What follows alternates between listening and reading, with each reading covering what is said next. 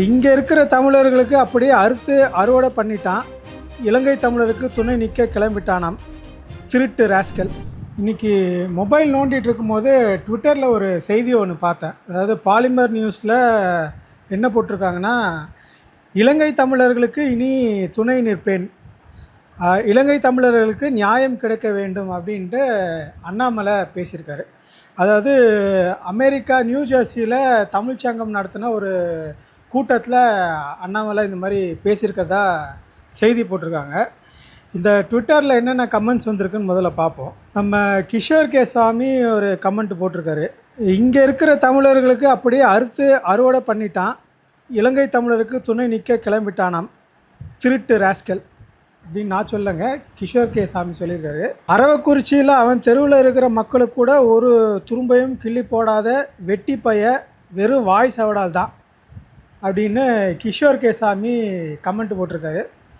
அவருக்கும் அண்ணாமலைக்கு என்ன வாய்க்கா தகராறுன்னு தெரியல. அப்புறம் ஸ்டீஃபன் பாபுன்னு ஒருத்தர் கமெண்ட் போட்டிருக்காரு. எதிர்காலத்தில் நாத்தாக்காவும் அண்ணாமலையின் எதிர்கால கட்சியும் கூட்டணி சேருவதற்கான அடித்தளம் போடுகிறார்கள் அப்படின்னு போட்டிருக்காரு. இது ஆனால் நடக்கிறதுக்கு வாய்ப்பு இருக்குது. ஏன்னா ரெண்டு பேரும் தமிழர்களுக்கு எந்த ஒரு உருப்படியான வேலையும் செஞ்சதில்லை.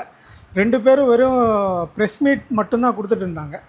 மதி ஃபார்மசிஸ்ட் அப்படின்னு ஒருத்தர் போட்டிருக்காரு. அதாவது இலங்கை தமிழர் இல்லை ஈழத்தமிழர் அப்படின்னு போட்டிருக்காரு. அண்ணாமலை பாஜகவோட மாநில தலைவராக இருந்தபோது ஒன்றியத்தில் பாஜக தான் ஆட்சி செஞ்சாங்க. அப்போது 2019 சிஏஏ சட்டம் அமல்படுத்தப்பட்டது. அந்த சிஏஏ சட்டத்தில் இங்கே இருக்கக்கூடிய இஸ்லாமியர்களுக்கும் தமிழ்நாட்டில் பல வருஷமாக வாழக்கூடிய ஈழத்தமிழர்களுக்கும் குடியுரிமைன்றது மறுக்கப்பட்டது. இதை எதிர்த்து அண்ணாமலை பேசவே இல்லை. இது மட்டும் இல்லாமல் தமிழ்நாட்டில் இருக்கக்கூடிய மீனவர்கள் அவங்க தொடர்ச்சியாக இலங்கை கடற்படையால் தாக்கப்படுறாங்க, அவங்க கைது செய்யப்படுறாங்க, பல பேர் கொலை செய்யப்பட்டிருக்காங்க. இப்போ வரைக்கும் பார்த்திங்கன்னா 850க்கும் மேற்பட்ட மீனவர்களை இலங்கை அரசு படுகொலை பண்ணியிருக்கு. ஆனால் இன்னி வரைக்கும் யாரையும் கைதும் பண்ணல, எந்த ஒரு வழக்கும் போடல. இதை எதிர்த்து அண்ணாமலை இது வரைக்கும் எந்த இதுவும் பேசவே இல்லை. அண்ணாமலை பாஜகவுடைய மாநில தலைவராக இருந்த அந்த காலகட்டத்தில் ஈழத்தமிழர்களுக்காகவோ இல்லை தமிழ்நாட்டில் இருக்க தமிழர்களுக்காகவோ எந்த ஒரு போராட்டமோ இல்லை அவங்களுடைய உரிமை சார்ந்து எந்த இடத்துலையும் பேசவும் இல்லை, போராடவும் இல்லை. இது மட்டும் இல்லாமல் ஒரு 4 வருஷத்துக்கு முன்னாடி சென்னையில் ஈழத்தில் நடந்த இனப்படுகொலைக்காக ஒரு நினைவேந்தல் நிகழ்ச்சி ஒன்று நடந்தது. அந்த நினைவேந்தல் நிகழ்ச்சியில் அண்ணாமலையும் பங்கெடுத்தார்.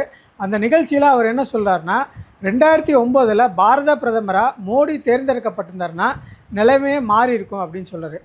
ஆண்டவன் எனக்கு ஒரே ஒரு வரப்பிரசாதம் கொடுத்து காலச்சக்கரத்தை மாற்றி அமைப்பதற்கு ஒரு வரம் கொடுத்தால் 2008 பாரத பிரதமராக நரேந்திர மோடி அவர்களை அமர்த்து பார்த்திருப்பேன். ஒரே ஒரு காலச்சக்கரம், ஒரே ஒரு வரம். ஆனால் உண்மை என்னென்னா 2009க்கு முன்னாடியும் அங்கே இனப்படுகொலைன்றது தொடர்ச்சியாக நடந்துட்டு தான் இருந்துச்சு. ஆனால் பிரதான எதிர்க்கட்சியாக இருக்கக்கூடிய பாஜக எந்த ஒரு எதிர்ப்பையும் தெரிவிக்கல. அது மட்டும் இல்லாமல் 2014 அவங்க ஆட்சிக்கு வராங்க. அவங்க ஆட்சிக்கு வந்த பிறகு இன்னி வரைக்கும் ஈழத்தில் நடந்த இனப்படுகொலைக்காக சர்வதேச அளவில் அவங்க எந்த ஒரு நகர்வும் செய்யலை. இன்னும் சொல்லப்போனால் இலங்கையை சர்வதேச அளவில் காப்பாற்றுறதுக்கான எல்லா வேலைகளும் பாஜக அரசு செஞ்சிட்ருக்காங்க. இதுலேருந்து நமக்கு தெளிவாக என்ன தெரியுதுன்னா, அவர் பாஜகலேருந்து வெளியேறி வீத லீடர்ஸ்ன்னு தனியாக ஒரு இயக்கம் ஆரம்பித்தாலும் பாஜகவில் அவர் என்னென்ன கொள்கைகளை பின்பற்றிட்டு இருந்தாரோ அதே தான் இப்பயும் அவர் ஃபாலோ பண்ணிகிட்ருக்காரு. ஜூலை 12 பொள்ளாச்சியில் அவர் ஒரு மாநாடு நடத்த போகிறதா ஒரு அறிவிப்பு ஒன்று வந்திருக்கு. அந்த மாநாட்டுக்காக ஆள் சேர்க்குறாருன்னு நினைக்கிறேன். நீங்கள் அவர் பேச்செல்லாம் சீரியஸாக எடுத்துக்காதீங்க.